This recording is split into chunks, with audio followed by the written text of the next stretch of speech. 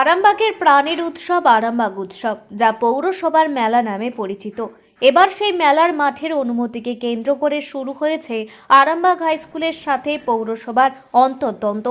উল্লেখ্য, আরামবাগ উৎসব তথা পৌরসভার মেলা 26শে ডিসেম্বর থেকে 2রা জানুয়ারি 8 দিন ধরে প্রত্যেক বছর আরামবাগ হাই স্কুলের মাঠে হয়ে থাকে।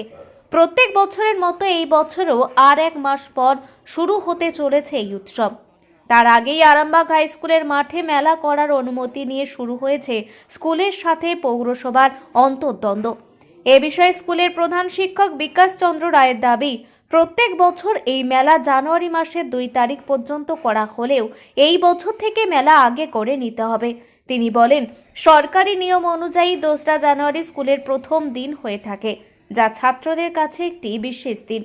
এই মেলা যেহেতু স্কুল মাঠে হয়ে থাকে, তাই সেই বিশেষ দিন থেকে পড়ুয়ারা বঞ্চিত হচ্ছেন।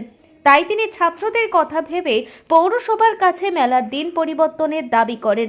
যদিও পৌরসভার চেয়ারম্যান সমীর ভান্ডারীর দাবি, আগে থেকে অনুষ্ঠান সূচি ঠিক হয়ে যাওয়ায় প্রত্যেক বছরের মতো এই বছরও মেলা 26শে ডিসেম্বর থেকেই শুরু হবে। তবে তিনি আগামী বছর থেকে স্কুলের দাবি মেনে আগেই মেলা শেষ করার আশ্বাস দিয়েছেন, যাতে করে স্কুল মেলার জন্য পৌরসভার এই দাবি মেনে নেন। এ নিয়ে স্কুলকে একটি চিঠি করা হয়েছে বলেও জানা যায়। মাঠের এই দ্বন্দ্ব কাটিয়ে তারিখ অনুযায়ী কি এই বছরও আরামবাগ উৎসব শুরু হবে, সেই প্রশ্নই এখন সাধারণ মানুষের মনে।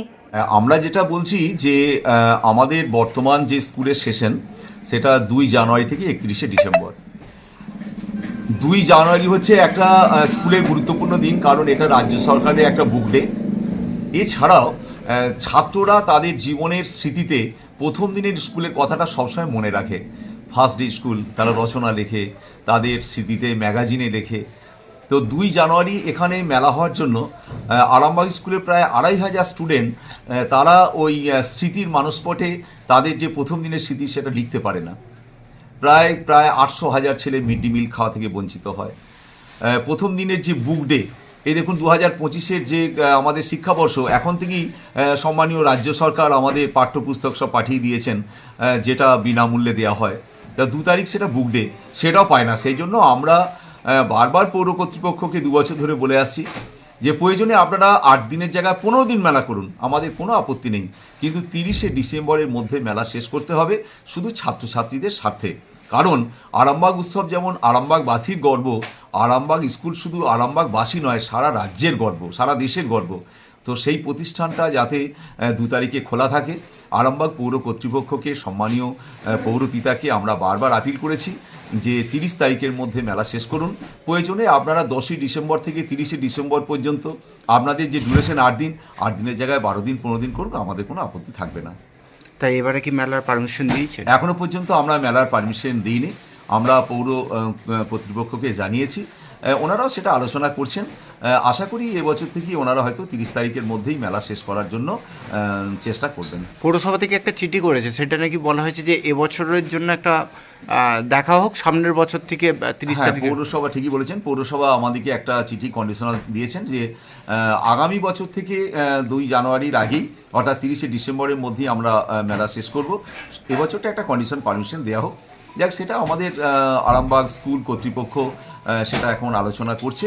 আলোচনার মধ্যে একটা সমাধান সূত্র নিশ্চয়ই আসবে, কারণ সারা বছরের জন্য আরামবাগবাসী নয়, আরামবাগ মহকুমার প্রত্যেকটা গ্রাম অপেক্ষা করে থাকে এই আরামবাগ উৎসবের জন্য। ভাই, আপনারা বলছেন বিতর্ক, কিন্তু আমি কোনো বিতর্কই দেখছি না। এখনো 1 মাসের বেশি সময় আছে। এই স্কুলের যে হেডমাস্টার বিকাশ রায়, তিনি বারবার বলছেন আমি আপনাকে পারমিশন দিয়ে যাও, কিন্তু এটা কোনো একটা কোথাও বাধা আছে, তার জন্য হচ্ছে না। কিন্তু আমি আশাবাদী যে এই ধোঁয়াশাটা কেটে যাবে, মাঠ নিয়ে কোনো সমস্যা হবে না। দেখুন, আজ বিগত প্রায় 37-38 বছর এই মেলা হচ্ছে, সেখানে যেমন কোনো মাঠ নিয়ে বিতর্ক হয়নি, এবছরও হবে না। আমি বলছি আপনাদের শুনুন, আরামবাগের জনসাধারণ যদি কোনো বিতর্ক তৈরি হয়, আরামবাগের জনসাধারণ তার জবাব দেবে। কেন, এটা যেমন আমরা দুর্গাপুজোর জন্য অপেক্ষা করি, আরামবাগবাসী তেমনি এই মেলার জন্য অপেক্ষা করে, কেন এটা একটা সার্বজনীন উৎসব, আরামবাগ পৌরসভার উৎসব নয়। কাজে এ নিয়ে কোনো চিন্তা নেই, ভাবনা নেই। 2 তারিখ থেকে স্কুল খুলবে বলছে, তা সামনের বছর থেকে কি চিন্তা ভাবনা রাখছেন যে সামনে বছর আমি পেঁচিয়ে দেবো, 2 বছর পেঁচিয়ে দেবো, 2 দিন পেঁচিয়ে দেবো। 26 তারিখ হচ্ছিল, ওটা 24 তারিখ করবো, 24 থেকে 30 করে দেবেন? 24 তারিখ 30 করবো।